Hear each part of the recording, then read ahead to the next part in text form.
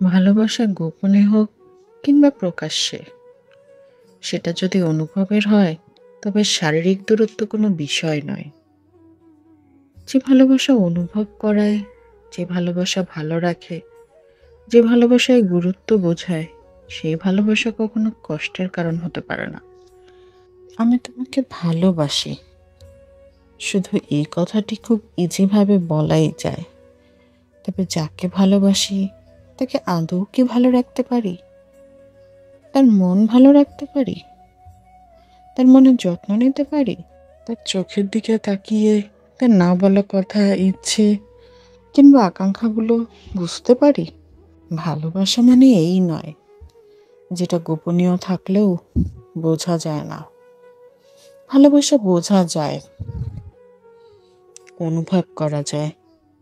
যে ভালোবাসে তার আচরণ সবার থেকে আলাদা হয়, তার গুরুত্ব দেওয়ার ভঙ্গিমা আলাদা হয়। পৃথিবীর সব মানুষের মধ্যে সে থাকে সম্পূর্ণ আলাদা। একতরফা ভালোবাসায় কষ্ট বোধ হয়, তবে পরস্পরের সম্মতিতে যে সম্পর্কে ভালোবাসার নাম করে দিনের পর দিন একজন আর একজনকে মানসিক যন্ত্রণা দিয়ে যায়, কষ্ট দিয়ে যায়, সেটা ভালোবাসা হয় কিভাবে? মন থেকে ভালোবাসলে মানুষটা ছাড়া একদমই থাকা যায় না। আর যারা দিনের পর দিন মানুষটা ছাড়া অনায়াসে থাকতে পারে, তারা কখনো ভালোবাসে না, একদমই ভালোবাসে না। ভালোবাসা বোঝা যায়, অনুভব করা যায়।